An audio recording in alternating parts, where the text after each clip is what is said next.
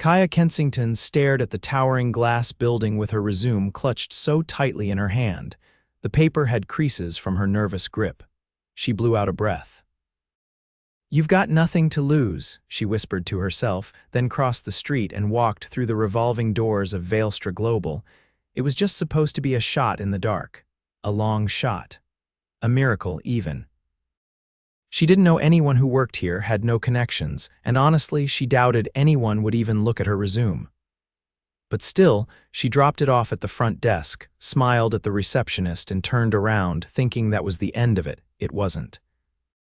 Because upstairs, on the top floor of the building, someone did open that resume. Xavier Valestra, the 34-year-old CEO and billionaire founder of Valestra Global, glanced at the manila folder his assistant accidentally brought into his office with a stack of reports. And something made him pause. "Who's this?" he asked, holding up the resume. His assistant shrugged. "No idea. She dropped it off downstairs. Wrong pile, sorry." He scanned the first few lines. Bachelor's degree in marketing, grew up in Oregon, moved to New York 3 months ago. No big-name internships, no fancy references, but her cover letter was raw. Honest, something about it felt real. He tossed the reports aside and looked back at her name, Kaia Kensington. He didn't know why, but he wanted to meet her. Kaia was folding sweaters at the small boutique she worked at part-time when her phone rang. Landline, not a number she recognized. "Kaia speaking," she said, pressing the phone to her ear with her shoulder. "Hi, this is Tasha from Valestra Global. Mr. Valestra saw your resume and would like to schedule an interview."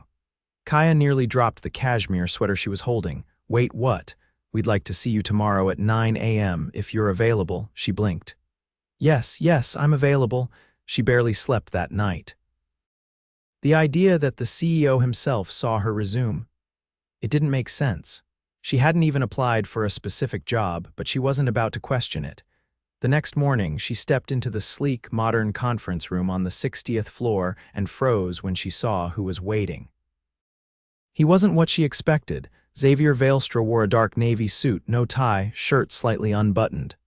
His jaw was impossibly sharp, his dark hair tousled like he didn't care how perfect he looked. He stood when she entered, extending a hand. "Kaia Kensington," he said. "Thanks for coming." She shook his hand, stunned. "You're the CEO," he gave a short nod, motioning for her to sit. "I read your cover letter. It was honest, brave. You don't see that much." Her heart thundered in her chest. "I didn't think anyone would actually read it." "I almost didn't," he admitted, leaning back. "But something told me to keep reading." He asked her questions not just about her experience, but about her thoughts, her ideas, where she wanted to go. It didn't feel like an interview.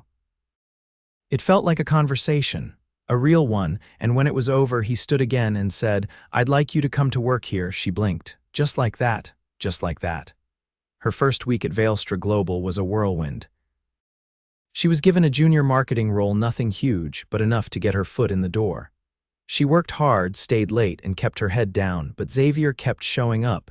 Sometimes it was a quick smile in the hallway. Other times, he'd casually stop by her desk and ask how things were going.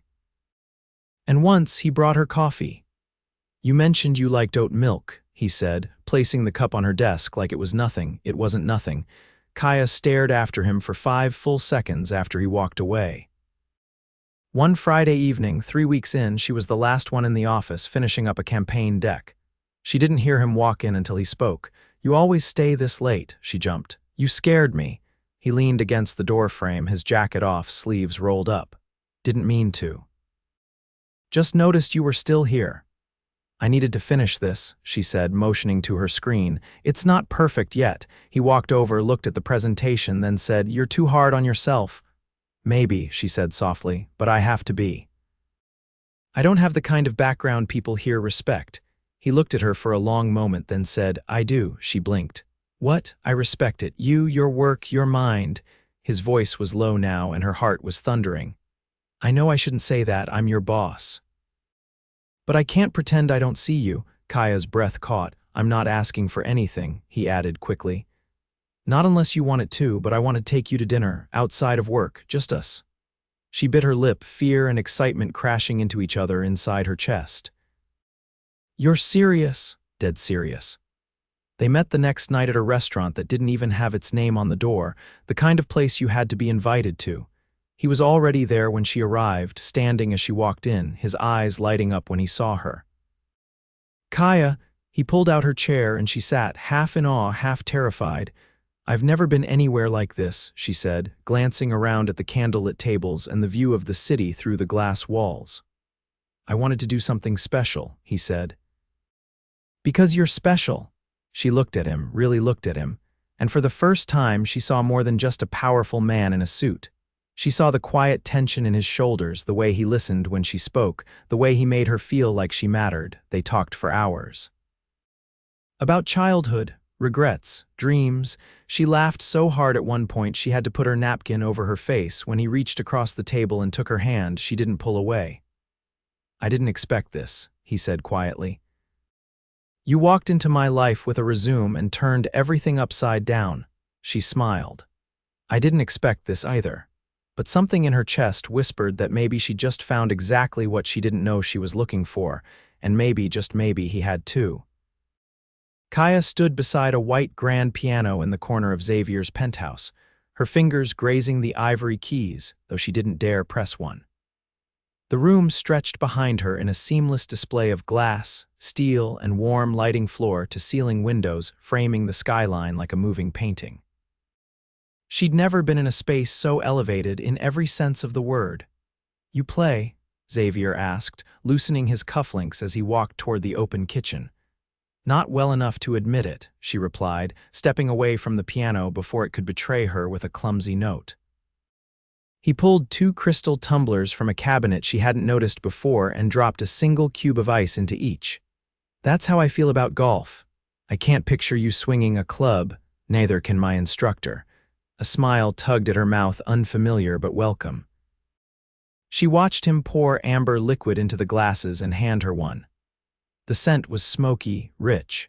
Everything about this man was layered like the whiskey he drank, and it unsettled her how quickly she was starting to crave both. She took a sip and glanced around the room. I've never seen a place so quiet this high up. It's like the city disappears. That's why I bought it, he said, dropping into a leather armchair. It's the only place I can actually think. She didn't sit. You think better without people around. I used to think I did, he said. But then you showed up and now I'm not so sure. Kaia lowered the glass, her pulse unsteady. You don't even know me. I read 5 pages of your writing and knew you see the world differently. She stepped closer. That's not knowing someone. That's assuming. You're right, he said, setting his drink down. Then tell me something I couldn't guess. Kaia hesitated. No one had ever asked her that and actually meant it. I used to take my mom's heels and walk behind her around the kitchen like I was on a runway, she said finally. She'd laugh and say I had a future in Milan. I didn't even know where that was.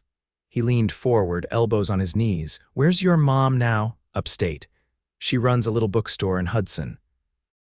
She thinks I'm working at a bakery. Why? Because I don't want her to think I'm chasing something that doesn't want me back. Xavier didn't respond right away.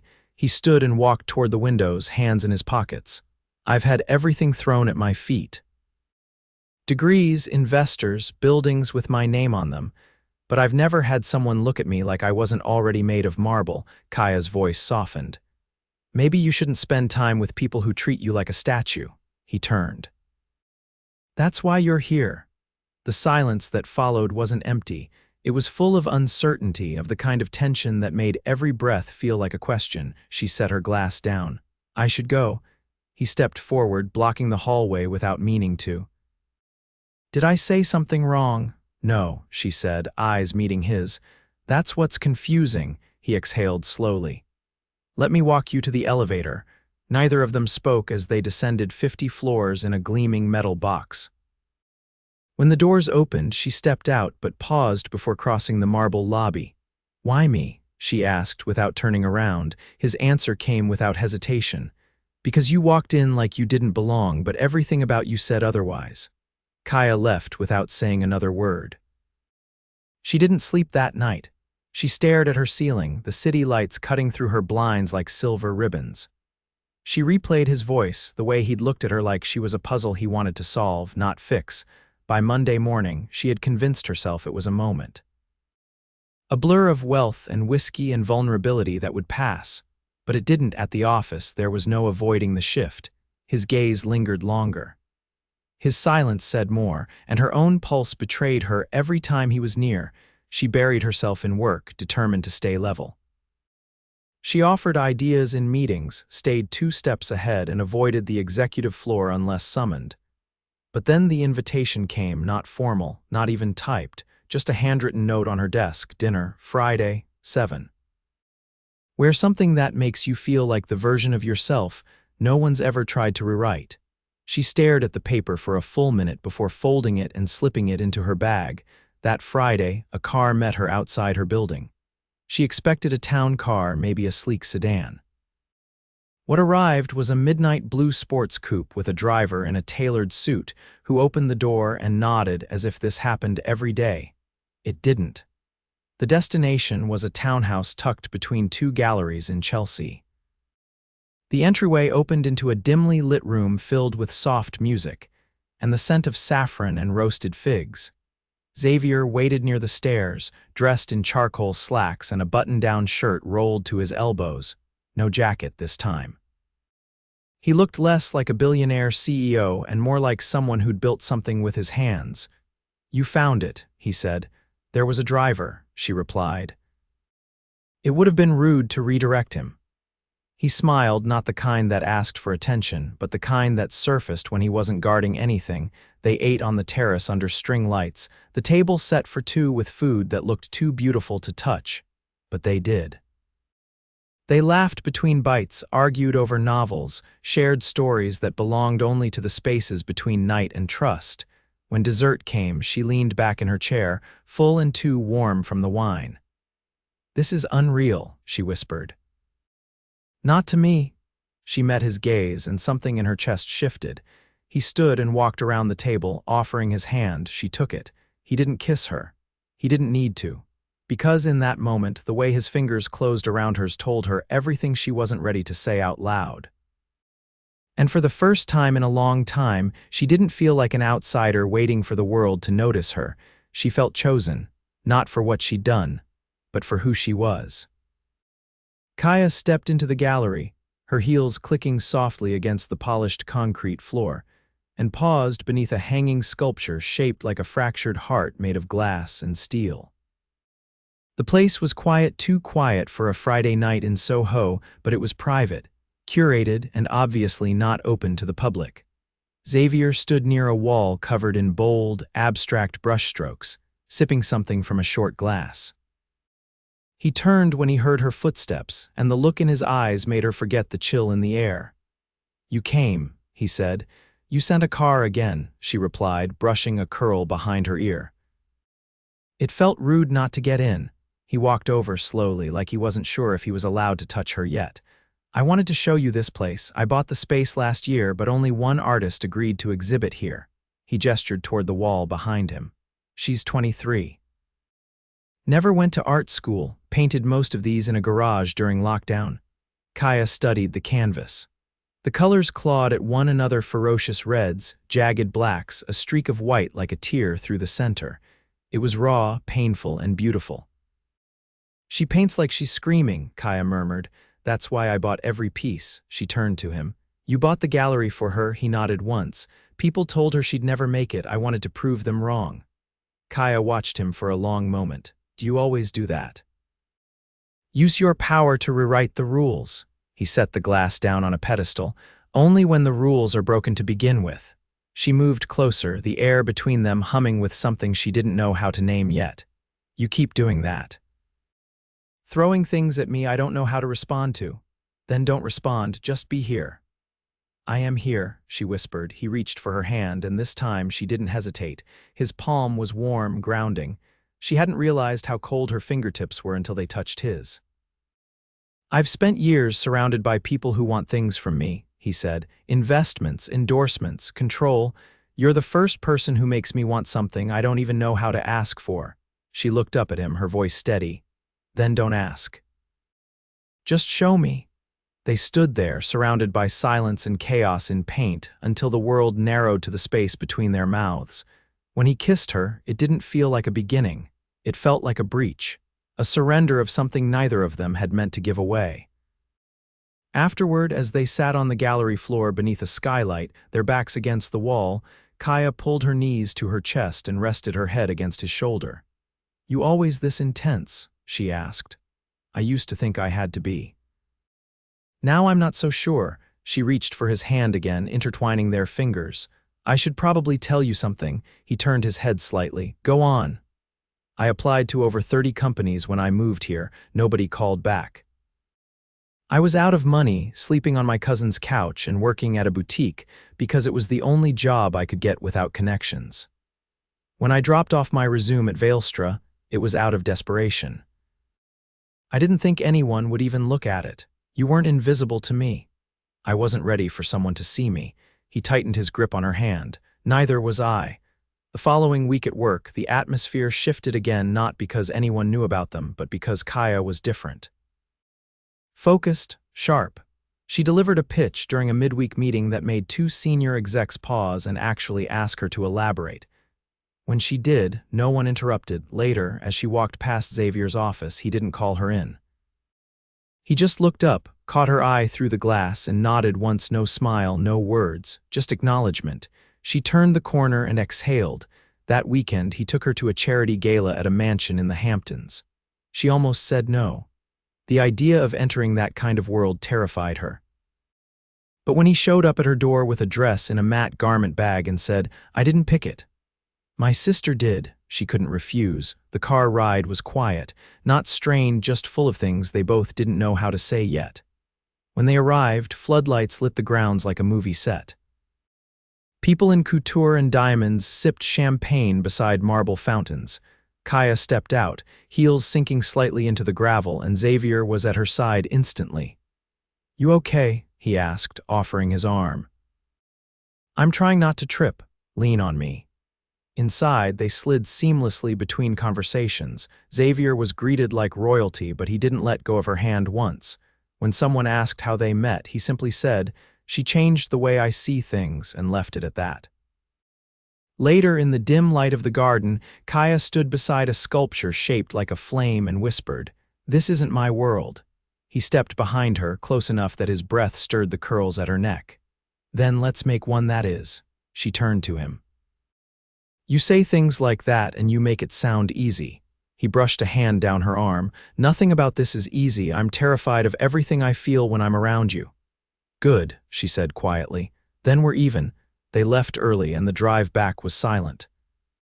But when they reached her building, he didn't say goodnight. He just looked at her, waiting. She leaned in and kissed him first this time.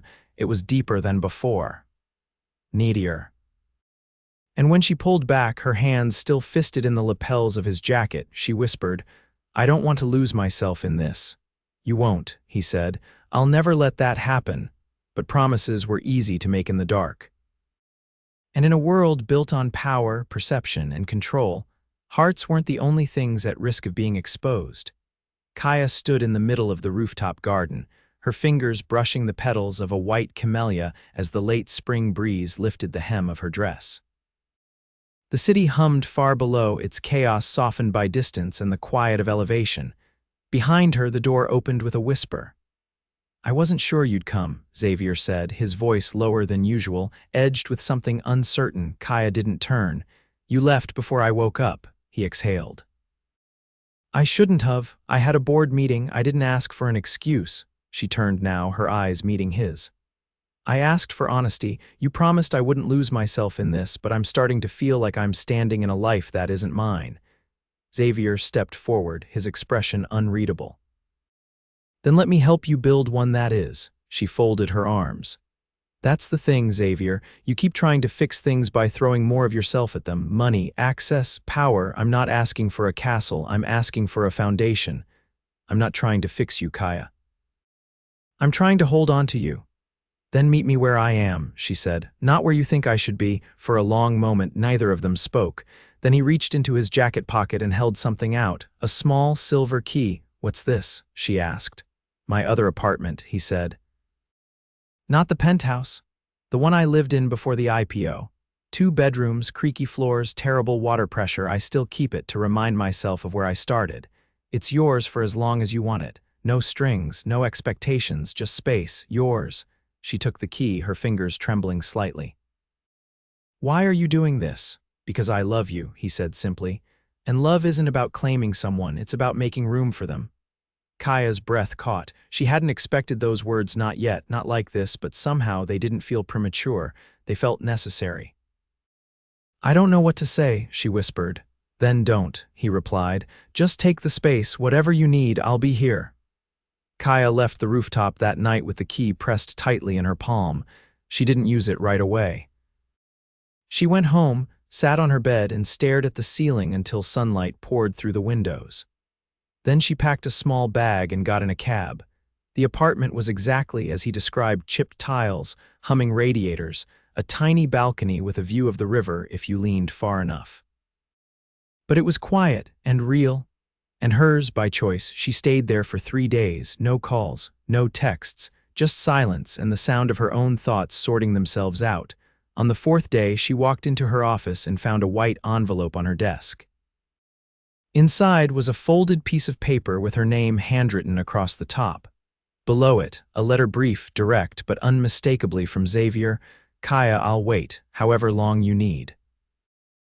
She stared at the note for a long time, then tucked it into the inside pocket of her blazer and walked straight to the elevator. When she stepped into the executive suite, Xavier was at his desk, reading something on his screen. He looked up and his expression shifted, not relief, not triumph, but something quieter. Hope. I'm not going back to the boutique apartment, Kaia said. He stood slowly. All right. But I'm not moving into the penthouse either. His brows lifted slightly. Okay, I want to build something with you, Xavier, but I want it to be ours, not inherited, not borrowed, ours. He nodded, stepping around the desk. Tell me what that looks like and I'll follow. An apartment we both choose, a place we paint ourselves. With furniture that doesn't come from a catalog and dinners where we burn the rice because we're talking too much. I can do that. I want a life that doesn't feel like I'm performing in someone else's story. He reached for her hand. Then let's write ours. She closed the distance between them and kissed him, this time with no hesitation, no fear. When they pulled apart, she rested her forehead against his. I love you too, she whispered. He smiled, the kind that came from somewhere deep and unguarded. Good. Now that we've got that settled, I have somewhere I want to take you. 2 weeks later, Kaia stepped out of a car in front of a narrow brownstone in Brooklyn. The stoop was cracked, the windows dusty, but the sign above the door gleamed with fresh paint: Kensington Books and Coffee. She turned to Xavier, stunned. How? You said your mom runs a bookstore. You said you grew up between shelves, running your fingers over spines like they were doorways. He motioned toward the building. She's moving down next month. You'll run it together. I bought the building, but the lease is in your name. Kaia blinked, her voice caught in her throat. You remembered. I remember everything you say, Xavier said, because I listen, because you matter. She stepped into his arms, burying her face in his chest as the enormity of it all hit her. Not the gesture, but the understanding behind it. He hadn't tried to change her. He'd made space for her family, for her roots. Later that summer, they moved into a sunlit apartment 5 blocks away. It had uneven floorboards, a balcony that needed repairs, and a kitchen that barely fit 2 people. They filled it with thrifted chairs, mismatched mugs, and framed photos from the gallery, the gala, and the bookstore. They fought sometimes, about dishes, about schedules. But they always circled back, always found each other again in the quiet. And one September afternoon, as golden leaves danced outside their window, Xavier knelt in the middle of their cluttered living room, holding out a velvet box. Kaia stared down at him, barefoot in jeans, her hands still damp from washing produce. I don't need perfect, he said. I just need you. She didn't cry. She laughed, a bright, full laugh that filled the room, and said yes before he even opened the box. They married in the bookstore courtyard that spring, beneath strings of lights and shelves of books. Her mother cried. His sister toasted with a story that made the entire crowd roar, and Xavier pulled Kaia aside just before their first dance. Still sure you want this life? He asked. She looked around at the friends gathered, the lights flickering, the scent of ink and roses in the air. I didn't imagine any of this, she said. I didn't imagine you, but now I can't imagine anything else. He kissed her, slow and certain. And just like that, a story that began with a dropped resume and a desperate hope ended with the kind of love most people only read about. Only theirs was real, and just beginning. Rain pelted against the bakery's windows as Kaia leaned over the counter, scanning the numbers on the register screen. The late spring storm had rolled in fast, and across the street, an awning flapped in the wind as pedestrians huddled against buildings. Inside, the scent of lemon zest and warm sugar lingered from the morning's last batch of scones. A bell chimed softly as the front door swung open. "I told you not to come out in this weather," she said without looking up. "I'm not made of sugar," Xavier replied, shaking water from his coat before hanging it on the hook beside the door. "Though I did bring you something sweet." She looked up and raised an eyebrow. "If it's another imported truffle box, I'm giving it to Mrs. Langley." He pulled a folded brochure from his jacket pocket and slid it across the counter. "Nope, something better." She opened it slowly. The cover read, "Literary and Pastry Workshop Weekend Montauk, June." Inside were details of a seaside retreat blending writing seminars and baking classes. Kaia stared at the page. "You found this?" "I helped curate it," he said. "They reached out to your mother for a talk on independent publishing. I figured maybe you'd want to join her, not as a favor, as a featured guest." Her mouth parted, but no sound came out. Xavier leaned closer, resting his elbows on the counter. "I know you've been writing again. I saw the notebook under the couch. You were never going to show me until it was perfect." She closed the brochure, pressing a palm to her chest. "You always do this." "You see things before I'm ready to admit them," he shrugged. "It's one of my better flaws." She laughed softly, then rounded the counter and wrapped her arms around him. "You didn't have to prove anything."